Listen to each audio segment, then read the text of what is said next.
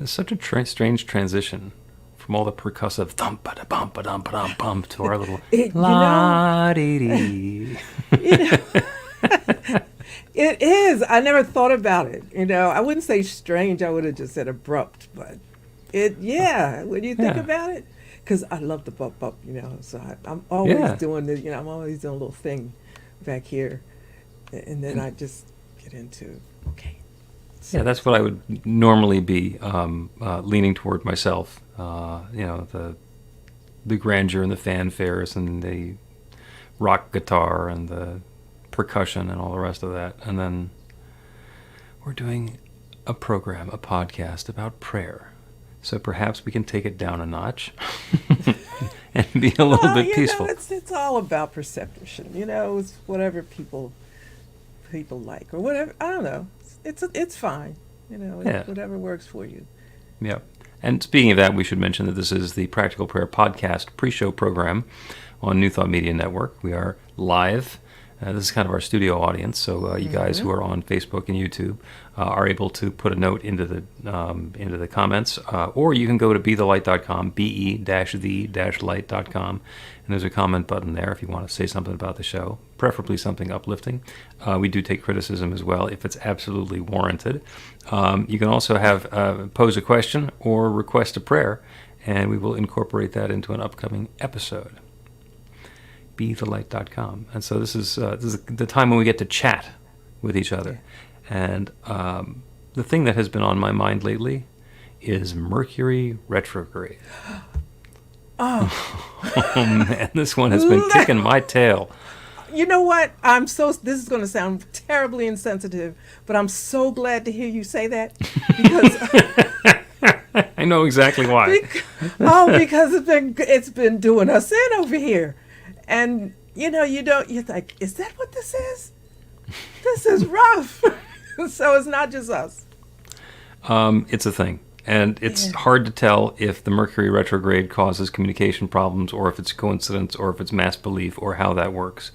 But I do remember back in the good old days working for technology companies, sometimes stuff would just stop working. And there was no reason why it stopped working. So we would just say, must be sunspots. The sun is throwing off extra radiation and that's interfering with our machine. Then on internet companies, we would say the same thing. System's been working just fine for 6 months. Now it went down today. And they all went down. And what's going on? Well, I don't know, sunspots. So there you have it. Earlier this week, I'll be in here and something in studio and something's going wrong. And then I'll get frustrated because I forget about the retrograde. Like, how can you forget? But anyway, I walked down the hall one day and I said to Michael, I said, this is like ridiculous. Nothing is working. And he wasn't working. He said, oh, it's the retrograde. I'm waiting. I'm doing something else. So, it's a thing. Yeah, it's a working, and then it works, and we're coming out of it. It's the end of this week is when it's over. Mm-hmm. So, not a moment too soon. But it's 4 times a year, right? I understand. And so I'm thinking about just organizing my work around the retrograde. You can do that. And there have been times when there's been a Mercury retrograde and it hasn't bothered me at all. And other times like this one where it was just a complete nuisance. Mm-hmm. Mm-hmm. And for anybody who has not heard of Mercury retrograde, let me see if I can explain this in 30 seconds or less. So the orbit of the planet Mercury is inside the orbit of Earth. So when seen from Earth, when we watch Mercury, when it passes between us and the sun or on the other side of the sun, it looks like it's orbiting backwards. So it does this little dance where it's going around and then does a little back and forth. And that's the retrograde. Now, it's not actually Mercury doing anything different than it does. It's just the way that it looks from here. And when we're dealing with our electronics, that coincides with times that communication doesn't work. And it's not just electronics. Sometimes the electronics goes screwy. Sometimes somebody will say something that they think is perfectly clear, and I'll get a completely different message. It's like, no, you left out a noun. I did not know what you were talking about. I'm doing a wedding this weekend, and I said, and I can be at the rehearsal if you'd like or not. And she said, that would be great. So, yeah. I said, I asked you an or question. You can't give me that would be great. That's like, oh, I have a choice. That's great. Well, okay, pick one. And I pointed that out, and she was very apologetic and told me, yeah, you can stay home for the rehearsal. That's this weekend coming up. That's on Saturday, yeah. Okay. And I'm happy to go to the rehearsal and make sure that everything works together and that everybody knows where to stand and what to say and what to do. But the fact of the matter is, by the time they get to the wedding, these people have been walking for a long time, and the wedding event manager at the venue can pretty much help them in where to stand and when to walk. Mm-hmm. Mm-hmm. No, they can handle that. Right. My job is that on Sunday morning they wake up married.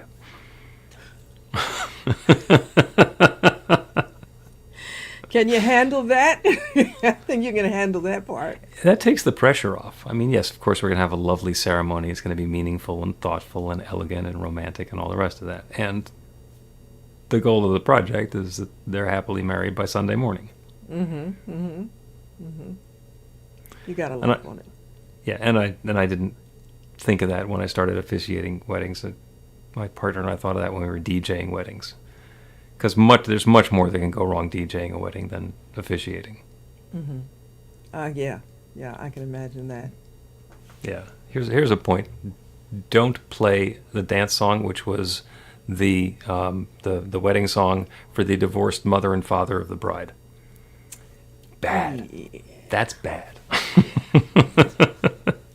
Yeah. And don't even let somebody in the wedding party who's causing trouble request it. So much can go on or goes on at weddings. There's details.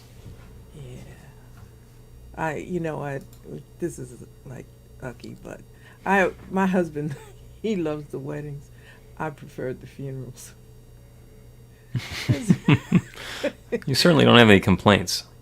You have no complaints. The person stays where they are.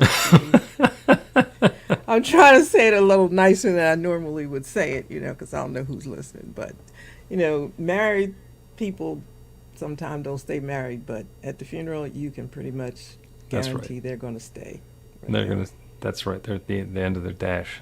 We got a comment from the network that Mercury retrograde is a false belief. There's so much packed into that. We could make an entire episode of that. No, Mercury retrograde is actually a thing. It's an astronomical thing, and it is the appearance of the planet. We actually plotted retrograde orbits when I was in physics class in high school.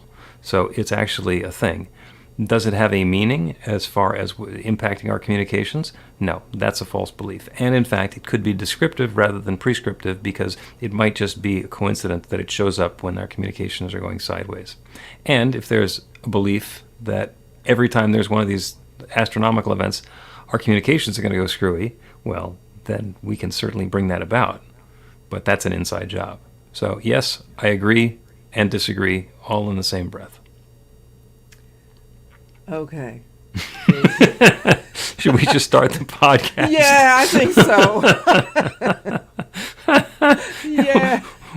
We'll talk about something easier. Yeah, I can do. A practical prayer is a prayer that works. These discussions between Reverend Bill Marchiony and Carol Lawrence dive into the details of how it works and how to work it. Reverend Bill is a New Thought minister and the author of Practical Prayer for Real Results. Your new life begins with a new thought. Carol Lawrence is on a spiritual quest, finding the New Thought teaching after decades on the pulpit in 3 different traditional denominations. I've got some questions. Together, they're exploring the philosophy and activities that come together from many of the world's religions to create the practical spirituality that is New Thought.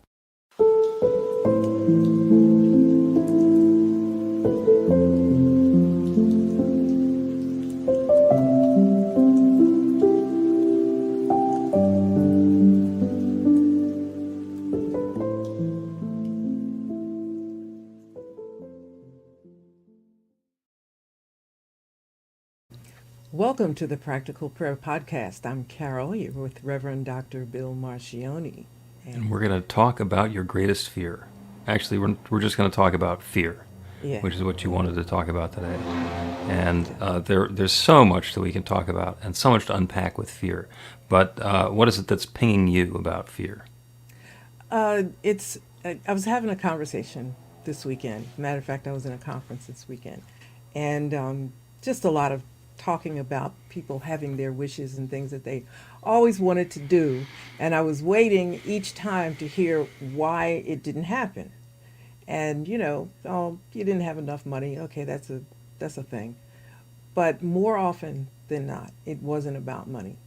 It was about I could hear it was the fear of what people would say, how it would be interpreted or received, and just a whole bunch of things, especially if it's just sort of out of the mainstream of the company that you keep or the folks that you're around. So it's a big thing. It's a big thing. So introducing a degree of wackiness or woo-woo into your life plan gets a reaction from the folks who are around you? Say that a different way. Woo-woo. I mean... I am done being a lawyer or a paralegal, and I am instead going to trade everything that I own for a tent and go live on a mountaintop and meditate. And people go, really? When you put it like that, yeah, I get a few reallys sometime. Even though, if you're listening, like, I'm not living on a mountain, everybody. But yeah, it's. I think you get to a point. I don't know if you can think your way out of fear. Wait. Let me just go back. Okay. So fear is a real thing because it paralyzes people from doing things that they can do, want to do, dream about, et cetera, et cetera. It's not going to go away until you make it go away, or you face it, or you talk to it in a sense and try to figure out, what about this that is making me so afraid to make this next step. And a lot of times, I won't say more often than not, but a lot of times it's about what people will say and what others will think that becomes this big, huge, scary monster. And the wonderful thing that you have inside to do often may not get done because of outside boogeyman kind of stuff. Oh, absolutely. And overcome it, think through it, maybe. And perhaps what we want to do instead is deflate it. Because there's something to it. There's a reason that the fear is there. But a lot of times it just it feels so much bigger than it is. A little thing on the side of our side view mirror that says objects may be closer than they appear. Because the way that we're looking at stuff can make it look huge. Oh my God, it's right on top of me. When in fact, when we have a little bit of perspective, it may or may not be that. And I know exactly what you're talking about. In the end of 2019, I've been working a tech job for 5 years, and the time came for me to turn completely to ministry. And the ministry was not nearly as precisely funded, shall we say, as the tech business. I like that. Yeah. So, and there's a need to fund this lifestyle that I have over here in Pennsylvania. And could I do it? Yeah. Would I have to spend more time and be much more inventive and ingenious than I was when I was going in and doing 8 hours a day at somebody else's company and collecting their paycheck? And the only thing that was unknown was whether or not the bonus was going to come in at the end of the quarter? Yeah. Yeah. And despite the fear, there was the step, because it turned out that there was something that was even more fearful about staying and doing that, because I was getting pushed into putting in more and more time and having less and less ability to do what I really wanted to be doing. So at some point it was like, okay, they have maneuvered me over to the trapdoor and I'm jumped through. And yeah, it was scary and faced my fears and, riding that. And, everything went according to plan. Because in the spring of 2020, it was everything that I've been planning. In the fall of 2019, went smoothly. Not. Was not counting on a pandemic. There were a bunch of things that we were going to do that we had to change. But we were talking about the acronyms What does fear actually stand for, the abbreviation? And the most common one is false evidence assumed or appearing real. So we're seeing this stuff, and we're assuming that it must be true.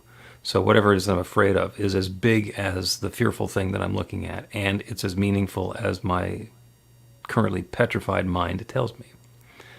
The other one is forget everything and react. You know something, forget it. Forget all that stuff I know. I'm just going to react. You know what? Sometimes that's a good one, because I have all kind of little things that I've told myself through the years. What's the worst thing that's going to happen? Or I might, at one point, said to myself, what is the thing you're most afraid of happening? And I always said, the thing I'm afraid of most is somebody's like going to beat me up, right? Going to slap me. Well, that's not going to happen. Now, regardless of what I think will happen after the slap, I'm not... I do not want to see what happens to somebody right after the slap happens to you. That's going to be that's an experience. Okay, thank you for the visual on that one, by the way. But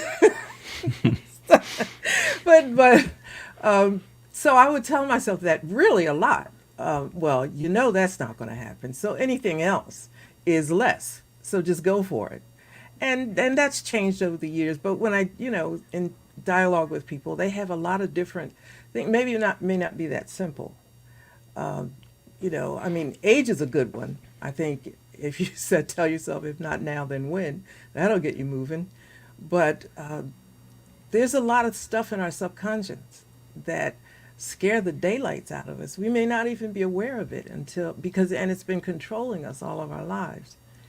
And it's really a wonderful thing if you can come face to face with that. Maybe you can't do it by yourself, but you got a good friend or a colleague or something that can walk you through it, because these giants are not real.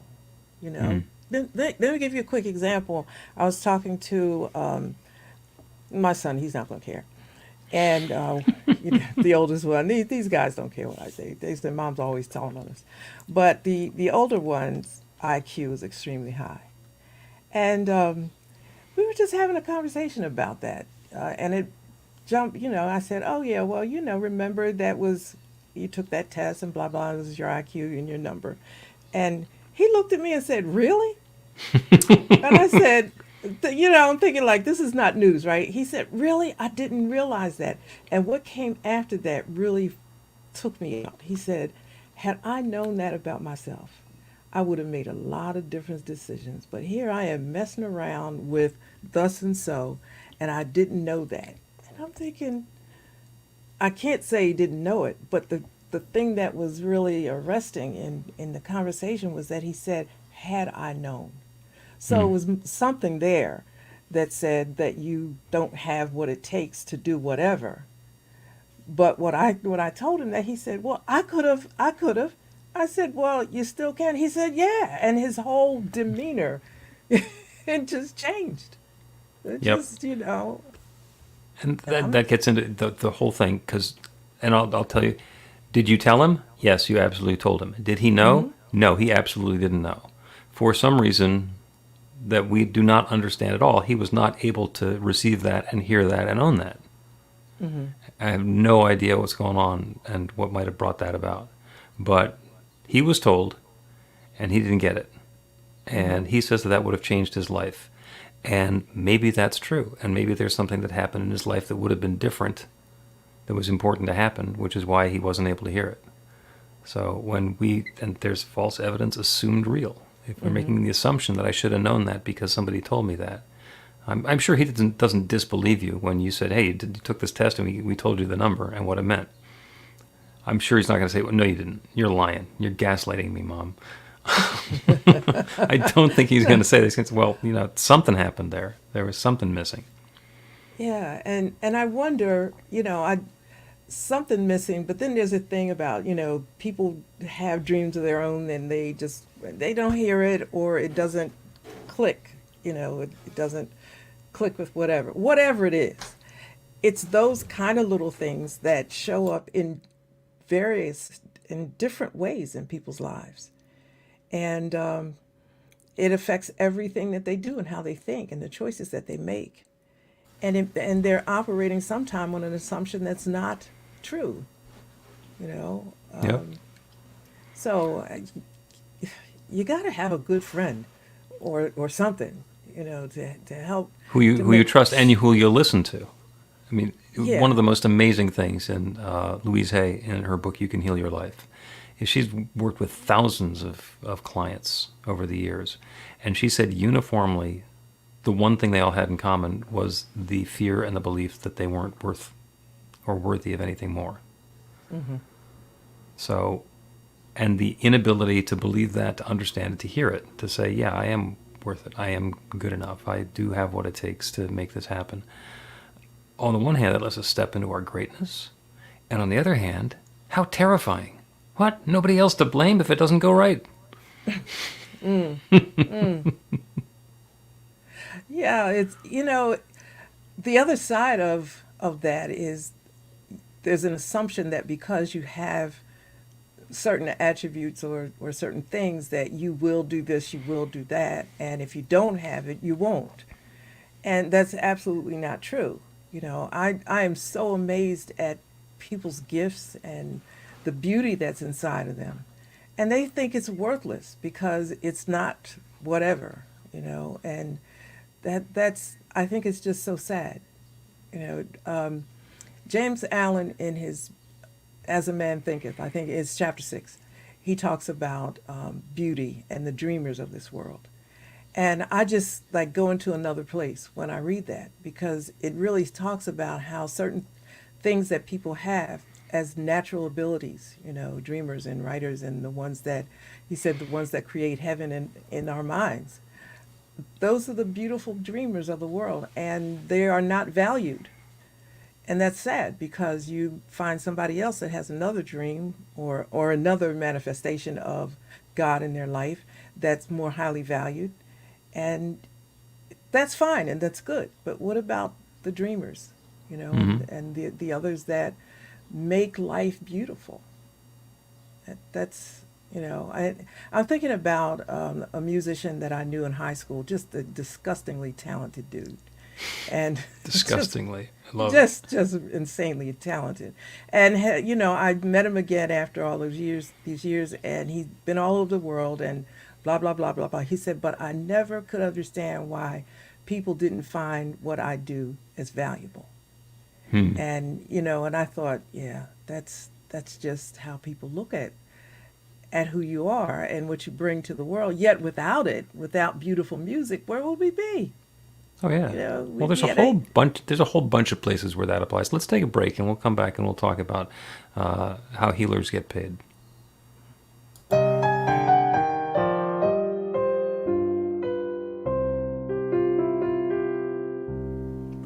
Are you ready to get results? Now, that's not a rhetorical question. Are you ready to get results? RUR2GR. That's actually the abbreviation for the steps in a practical prayer: recognition, unification, realization, gratitude, and release, with a couple of extra steps in there in case some doubt creeps in along the way. RUR2GR. This class is about the prayer technique that's common to all of the spiritual practices and religions in the most effective prayers that they have. And by effective, I mean that the prayer works. It actually creates a change in the experience of the person doing the prayer. It gets a result. We're going to begin with theory, and then we're going to take it into practice. By the end of the class, you will have your very own practical prayer that will help create transformation in your life.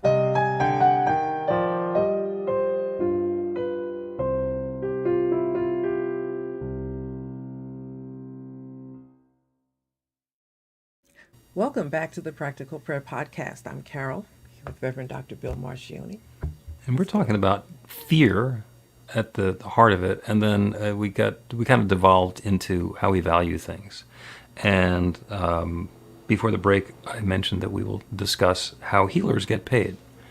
Because when you think of surgeons, you think of somebody with very high level of skill, and they're at the top of the medical profession, and they get paid top dollar for using their skill and their precision with their hands and their understanding of the instruments to bring about change and transformation in people's lives. And there are psychotherapists who make a very nice living as well. And there are Reiki practitioners who do energy healing who get paid a lot less than the surgeons. And then there are practical prayer practitioners, the group that do practical prayer on behalf of other people. And not a whole lot of work. There's some practitioners who are making a comfortable living just doing prayer work for other people, but there are very few who are doing that. And the fact of the matter is, when the prayer works, you don't need the surgeon. Mm-hmm. And there are enough stories of when that happens. And for the patient, that's a better experience to not have to go through surgery and just have whatever it is go away, or seem to go away. But the value is seen as completely different. Mm-hmm. There's a whole profession, and I don't think it has too much to do with the white coat and the stethoscope. I've tried wearing those, and nobody takes me nearly as seriously as they do the surgeons.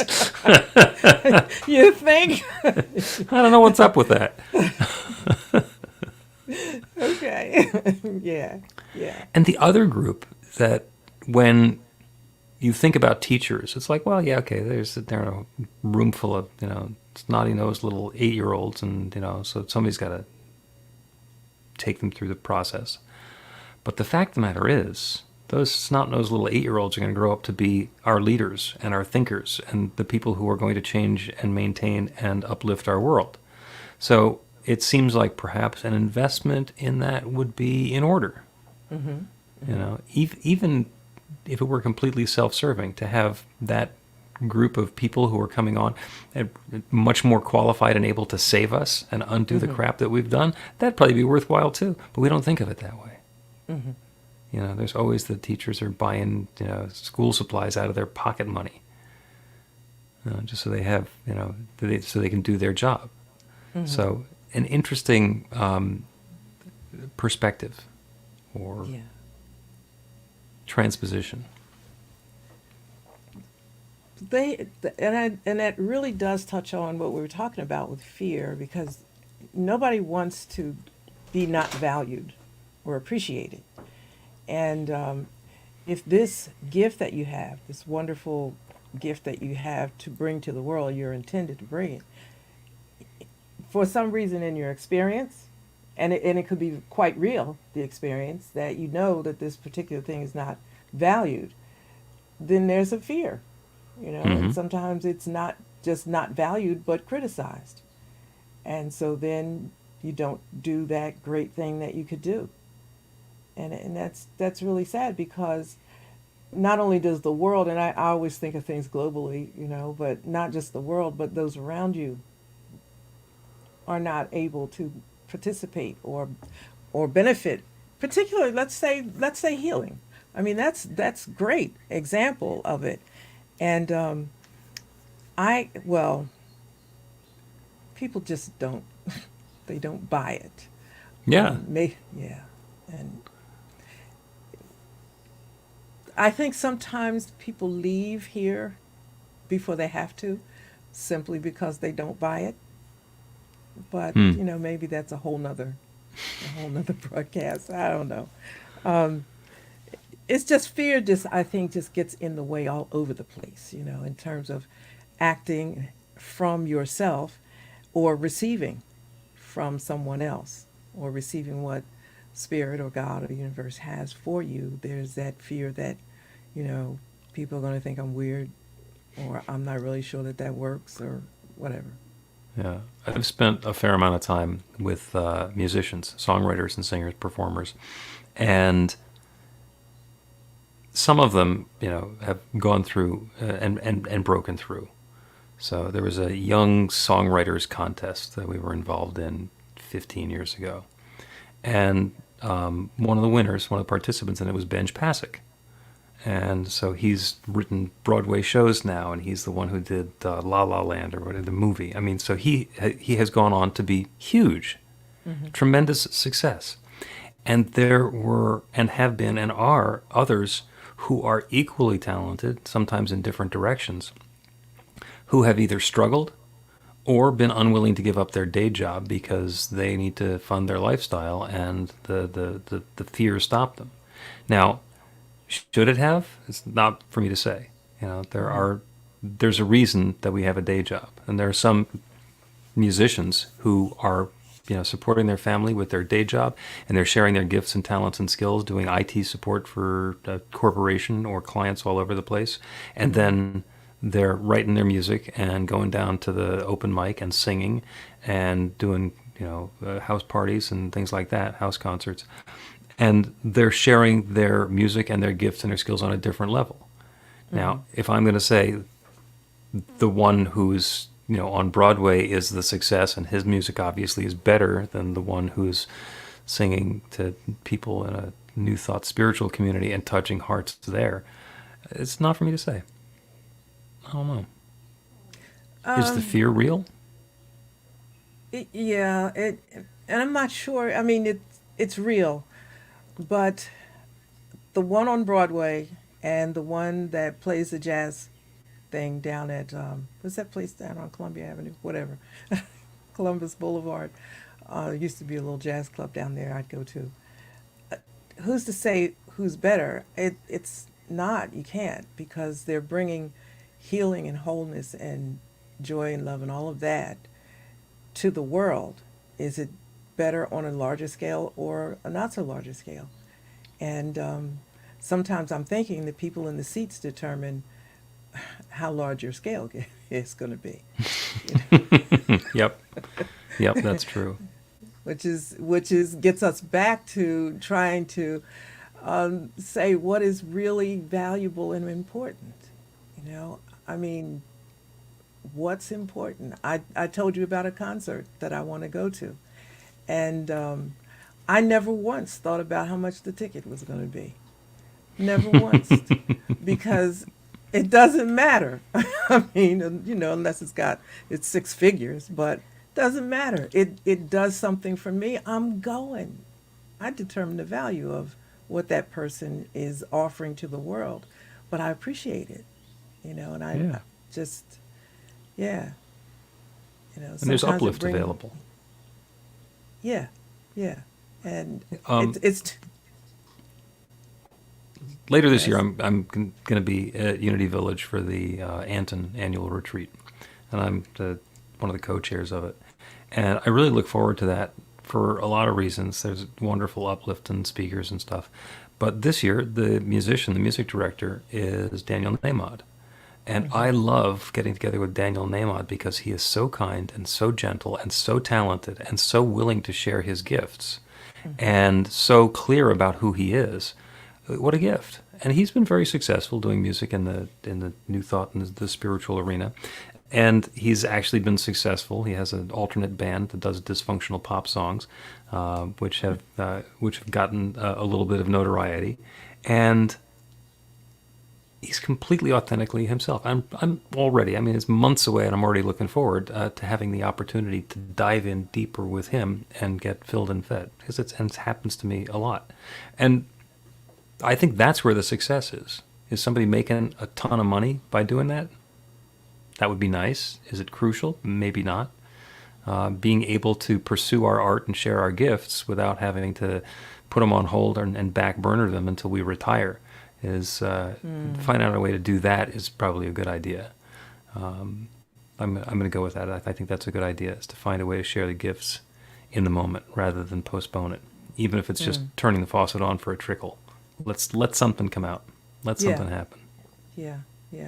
And again, I'm going to say it's two sides to that. It's persons that need to understand the value, the true value of what somebody is doing, what they're sharing.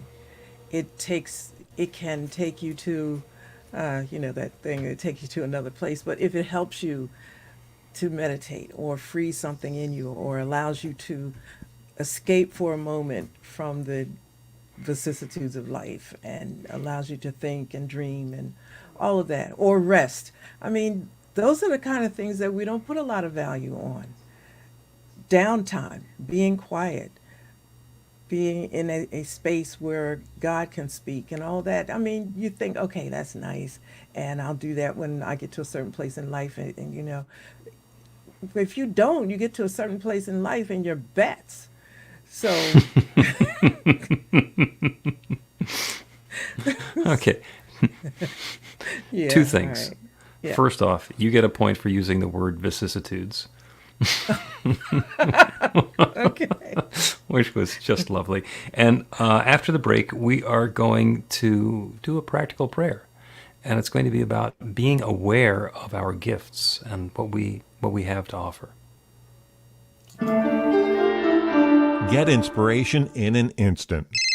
God calls are the gentle and uplifting moment of truth to help you remember that the bright light of God's love is shining right now as you. It's your God Call with Reverend Bill. Start your 2-week free trial today, and you'll get a phone call 4 times a week from Reverend Bill with an uplifting half-minute message filled with insight, wisdom, story, and fun. Let your light shine. You can answer the call to listen to it live or let it go to voicemail so you can hear it later. After the free trial, your subscription is just $5.95 a month. The details are at godcall.org. God calls are disruptive, intentionally. Whenever you write something, put on a gold star. They take you away from your routine to remind you about the truth of who you really are. They come at random times between 8:15 a.m. and 6 p.m., so you won't be expecting them. And somehow, the message is exactly what you need to hear at the time. Magic is loose in the world. It's a moment of motivation in the middle of your day. Find out more and start your 2-week free trial now at godcall.org. Welcome back to the Practical Prayer Podcast. I'm Carol here with Reverend Dr. Bill Marchiony. Conversation was great. Yeah. And try this line on for size. I'm doing what I'm doing because they expect it. Just makes me want to scream. I'm doing what I'm doing because they expect it. And that puts the decision on somebody else, probably with an assumption of what it is that they're expecting, and the limitation of if they didn't expect it, then I might be doing something different. And there's just so much packed up into that, and it all comes back to fear. I'm doing what I'm doing because they expect it. I'm afraid what's going to happen if I don't, because it's going to upset the apple cart. It's going to tumble the status quo, and then things will be different. They will be unknown. The fact of the matter is, there's only 2 things that humans are inherently fearful of. One is the startle response. If you set off a loud noise right behind somebody, they will have a startle response. That's fear, and that's to save us from something huge exploding over our shoulders. It's nice to duck. And the other one is fear of heights. There is an inbred natural fear of heights. When we get up onto something really high up, there's a fear there. And there are some segments of the population that get really comfortable with heights, but that's because they're able to overcome and minimize the fear and stand on the top of cliffs or steel girders in buildings that are being constructed. Everything else, though, falls into the category of a false evidence appearing real or being assumed real. And we can let go of that. And the way to let go of that is to go to the bigger picture. So let's pray about that. Let's pray about being guided to let go of our fears, to embrace our gifts and what's possible. So we turn our attention away from the details of our lives and the stories that we can tell and everything that's on the resume.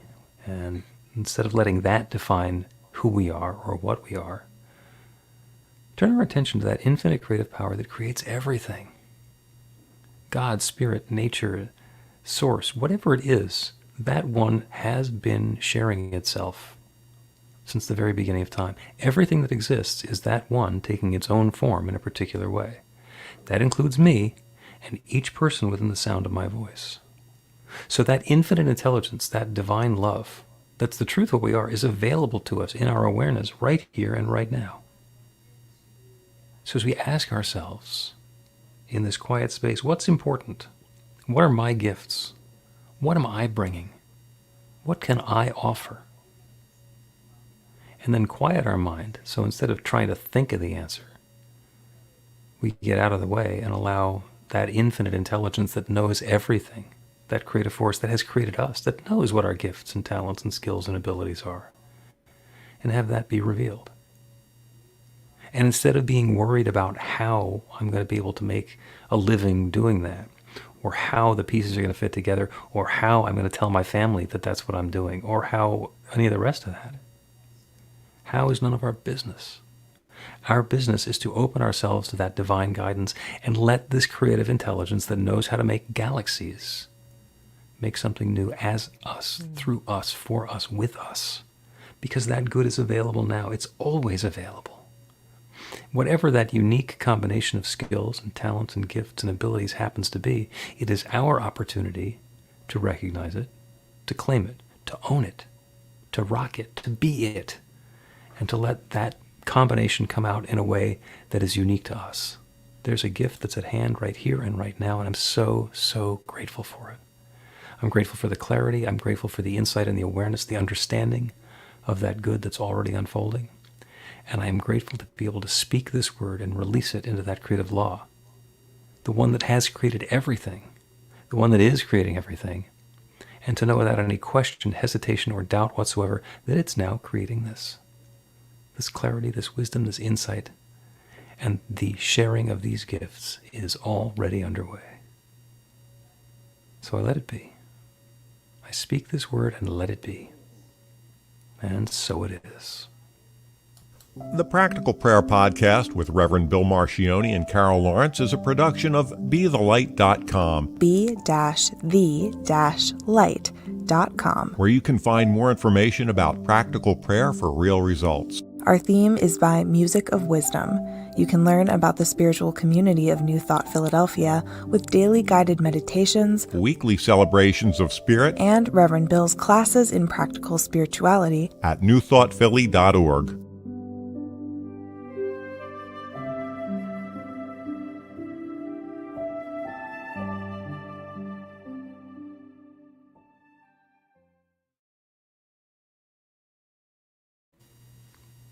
And that is the session for the Practical Prayer Podcast for today. I loved that prayer. That was fun. That prayer was, I don't like to say good because it's like that was. Well, it's good how for do you. say it? Yeah, Yeah. it's always good. Sometimes some things just pop. Yeah, I thought that's what I felt this time. Yeah. So it resonated with me. And, one of the things that I didn't talk about is that I have technical skills and I have creative skills. And it took me forever to understand that that's unusual. I didn't know. I didn't know Okay. how unusual it was to be able to build a broadcast studio and then do the character voices and write the comedy that's going to get produced in it.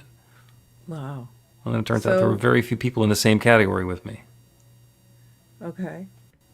And so how do you feel about that now? I mean, once you realized it, then what happened? Then I understood why there weren't a whole lot of other people who had the same combination that I had. And I also understood that I could use the combination to do things that other people couldn't do. So I was able to combine and offer up those gifts. I mean, I did that.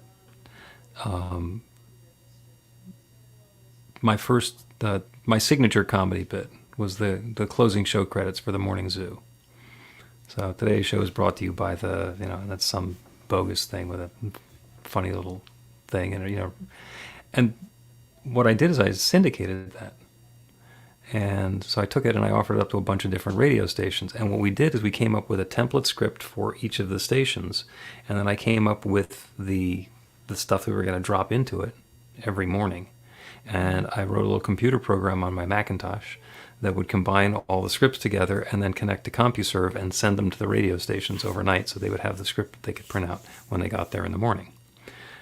This was before everybody had email, so like one of the hurdles for stations getting involved in this is they had to get online with a CompuServe account. So it's not a thing now. There were certainly people who could have written the comedy, and there were certainly people who could have created that personalization distribution system, but there were very few people who could do both. It took a long time for me to understand that. Yeah. And you use it now in your work. Yeah, well, not the CompuServe part, No. because that's sort of run its course. Yeah. Yeah, But I'm still doing the same thing. I'm still doing the same thing. And understanding that when I'm talking is to, I'm the guy who does technology for ministers. And ministers are a group that tend to be, I'm not going to say technophobic, but they're focused on something other than how the technology is going to work. And sometimes they just want it to work. But they want it to work as quickly and as effectively for them as it does for somebody who's learned how to use it without having to learn how to use it. So I can understand the technology, and I can also understand the minister. So I'm able to be present with them and say, yeah, you're going to have to spend 20 minutes learning how to do this, and then it's going to save you an hour a day. So it'll be worth it, but not until tomorrow. good luck. It's interesting. It's interesting. Yeah, it's interesting that you said that, because I was with a group, I think it was yesterday, that came up, and it was a group of ministers, and they were not at all interested in the tech part of this world, what this world is coming to. And I understand the technology. At least I understand how it works. I can't work all of it, but I certainly see how the pieces all fit together. And I felt like I said, wait a minute, nobody's paying me to encourage you guys. But this is the way it's going, and we got to open our eyes and be open to how what we do fits into it, and it can be done better. And suddenly I understood why there's evolution. So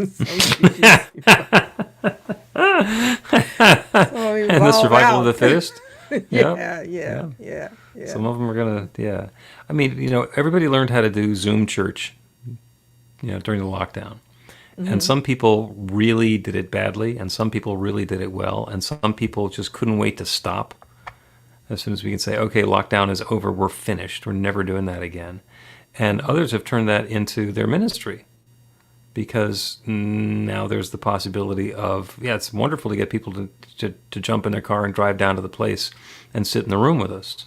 But the ones who aren't going to do that, either because they're half a continent away or because they don't feel like getting out of their jammies this morning, if they can still participate, then the reach of our ministry remains extended. So, do we want them to not come down and sit with us? No. But if they're not going to come down and sit with us anyway, then maybe it's worth learning how the Zoom's going to work. And dealing with the limitations. You want to frustrate yourself, like impossibly? Try and sing 3-part harmony with people who are on Zoom. Well, just don't do it. Exactly, just don't do it. Just don't do it. It doesn't work, and I can tell you why it doesn't work, but if you don't know that it doesn't work, get 3 friends, preferably from different continents, because that'll make it much, much more pronounced. And start singing. And no, there's not a setting in Zoom that's going to fix that.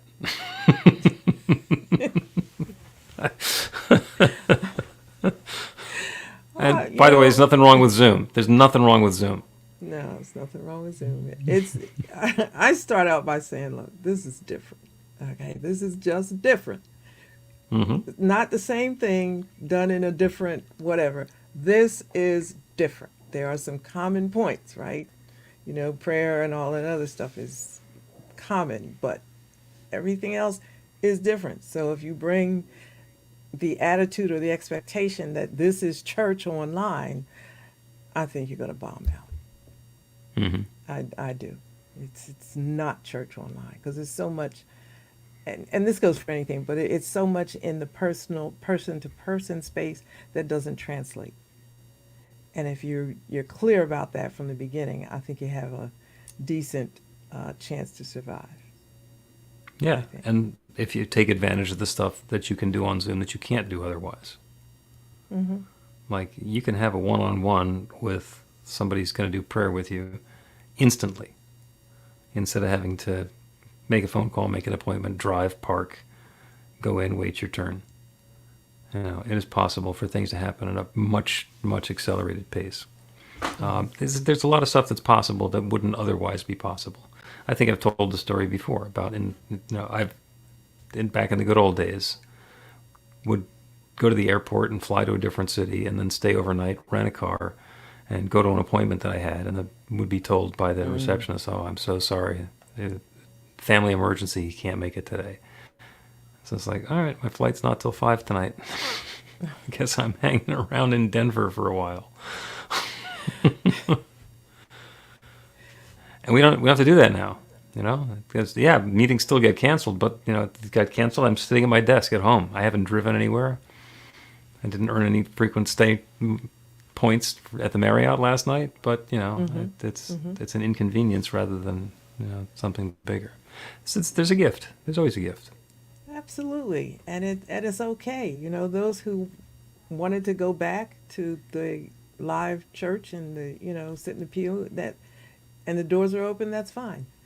And that's no shade to those who decide, look, I'm not doing that anymore, or whatever their reasons. It's cool, And I just think it's so exciting how diverse God is in creation and creating things. It wasn't the pandemic that made all this happen, because God doesn't evolve, I don't think. God just is. And because it's like, God didn't create the promised land as the Israelites were going toward it. It was already there.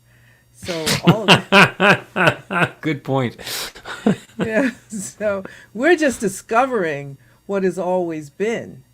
And I just think that that's an amazing way to approach it, because you're discovering it. You say, ooh, now I can do this, this, and this. Doesn't mean that part isn't good, but, it's... I did an internet radio show in the early 2000s when internet radio just got started.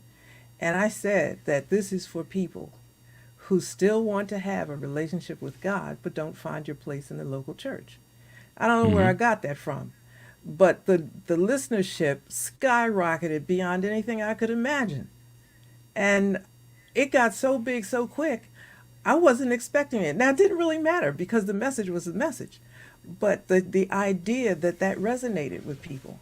And it's cool that if you didn't find your place in the local church, I'm telling you it's okay. Well, that's not something that you tell people. You tell them not as a mouthpiece for one of the churches. No, that's and for I sure. mean, and I'm one that, listen, I had a mic on Sunday in the church, but I had the nerve to say that, on a internet radio show. It's like, what are you saying? It's okay. It's just all right. God is so cool to show up wherever there's an opportunity, if that's the way you want to think about it. We can do that. Yeah. Well, thank you, Carol. Let us leave it at that. This is the Practical Prayer Podcast post-show on New Thought Media Network. And thank you to everybody who has been listening. And next week, we are recording episode number 104, which is 2 full years of the Practical Prayer Podcast. Very exciting. We're going to spend the next week thinking about what we're going to forget to do for next week. I know. Or maybe we'll actually think of something. You know what? This is funny. This is my favorite necklace. I thought this was episode 104. So I wore my favorite necklace for the 2-year anniversary. Well, then this was a dress rehearsal for 104. Yeah, so I got to figure out, what I want to do next week. But that's maybe cool. They're shopping. Maybe there's shopping to happen. There's a Mother's Day between now and then. Anything could happen. Anything could happen. Except the shopping. I ain't doing that, honestly. I don't have fun doing that. See you next week. See ya. The Practical Prayer Podcast with Reverend Bill Marchiony and Carol Lawrence is a production of BeTheLight.com. be-the-light.com. Where you can find more information about practical prayer for real results. Our theme is by Music of Wisdom. You can learn about the spiritual community of New Thought Philadelphia with daily guided meditations, Weekly celebrations of spirit, and Reverend Bill's classes in practical spirituality at newthoughtphilly.org.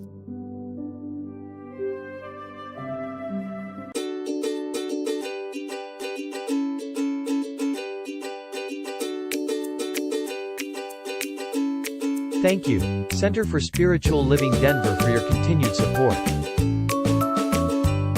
Thank you, Center for Spiritual Living Midtown Atlanta, for your monthly contribution. Thank you, Center for Spiritual Living North Jersey, for your monthly contribution.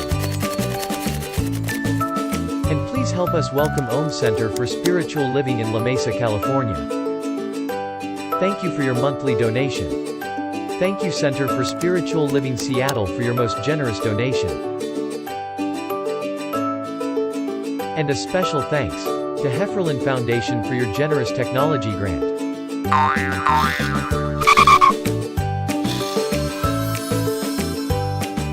And Suze Ajit, thank you for your very generous donation. And a super special thank you to Dr. Tracy Brown, RSCP. Thanks for being a super donor. And a big shout out to all our committed donors.